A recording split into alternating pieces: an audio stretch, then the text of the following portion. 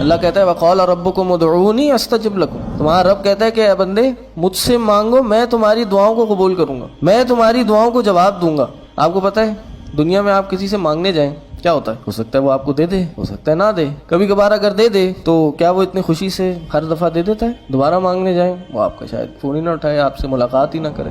اس comparison میں اللہ کیا کرتا ہے؟ اللہ کہتا ہے وقال ربکم ادعونی استجب لکم، ہمارا رب کہتا ہے کہ مجھ سے مانگو، میں تمہاری باتوں کا جواب دوں گا۔ ایک حدیث میں آتا ہے اللہ کے نبی صلی اللہ علیہ وسلم نے فرمایا کہ اللہ تعالیٰ سے جب بندہ مانگنا بند کر دیتا ہے، اللہ تعالیٰ سے بندہ جب دعائیں مانگنا بند کر دیتا ہے تو اللہ اس پہ غضبناک ہو جاتا ہے، اللہ ناراض ہو جاتا ہے۔ دنیا والوں سے مانگنے جاؤ تو وہ ناراض ہوتا ہے، اللہ سے مانگنا بند کر دو تو وہ ناراض ہوتا ہے۔ اور پھر یہ بھی فرمایا کہ میرا بندہ، مجھے شرم آتی ہے، اللہ کہتا ہے مجھے شرم آتی ہے کہ جب میرا بندہ میرے سامنے ہاتھ اٹھاتا ہے، کسی خیر کا سوال کرتا ہے، مجھے اس بات سے شرم آتی ہے کہ میں اس کے ہاتھوں کو خالی ہاتھ لوٹا دوں۔ یہ رب کی رحمت ہے، یہ رب کا کرم ہے۔ اللہ کہتا ہے مجھ سے مانگو۔ کیا فرمایا آگے؟ حدیث میں آتا ہے کہ دعاؤں سے تقدیر پلٹ جاتی ہے۔ اللہ کے نبی صلی اللہ علیہ وسلم نے فرمایا لا يرد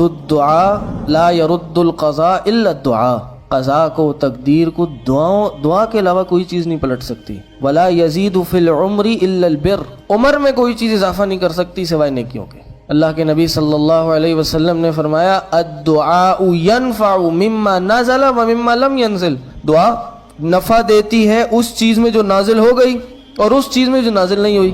جو نازل ہو گئے اس میں بھی نفع دیتی ہے، جو نازل نہیں ہوئی اس میں بھی نفع دیتی ہے، بلاؤں کو روک دیتی ہے۔ اللہ کے نبی صلی اللہ علیہ وسلم نے فرمایا، ہم سمجھتے ہیں نا بعض اوقات شکایت ہو جاتی ہے کہ بھائی اللہ ہماری نہیں سنتا، ہماری دعائیں قبول نہیں ہوتی، او بھائی بہت مانگ کے دیکھ لیا۔ ایسے کفریہ کلمات ہماری زبان پہ آ جاتے ہیں، بھائی کوئی امید نہیں ہے ہمیں، خدا را ایسے الفاظ اپنے زبان پہ کبھی نہ لائیں۔ یہ کتنا کرم اور رحم ہے ہم پہ اللہ کا، ہمیں اس کا اندازہ ہی نہیں ہے۔ اللہ کے نبی صلی اللہ علیہ وسلم نے فرمایا جب انسان دعا کرتا ہے تین چیز ہوتی ہیں، ان میں لازمی ایک چیز ہوتی ہے، تینوں میں سے ایک چیز لازمی ہوتی ہے۔ نمبر 1، دعا مانگتا ہے یا تو دعا فوراً قبول ہو جاتی ہے، ادھر مانگی چندی عرصے میں فوراً یا چند دن بعد وہ دعا اللہ نے قبول کر لی۔ اگر دعا قبول نہیں ہوتی تو پھر کیا ہوتا ہے؟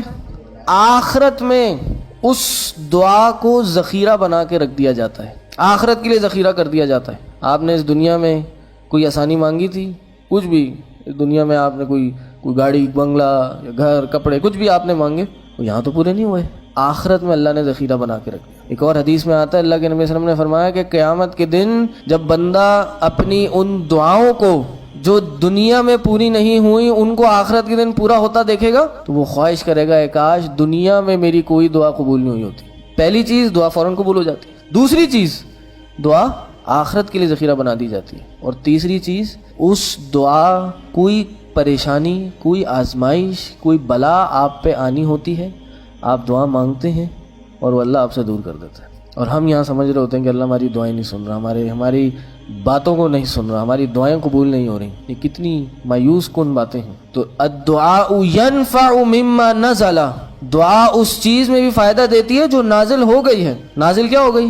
کوئی پریشانی آ گئی، آپ نے دعا مانگی، اللہ نے دور کر دی۔ ومما لم ينزل، اور جو نازل نہیں ہوئی، کیا نازل نہیں ہوئی؟ کہ پریشانی ابھی آنی تھی، نازل نہیں ہوئی، اللہ نے دور کر دی، آنے ہی نہیں دی۔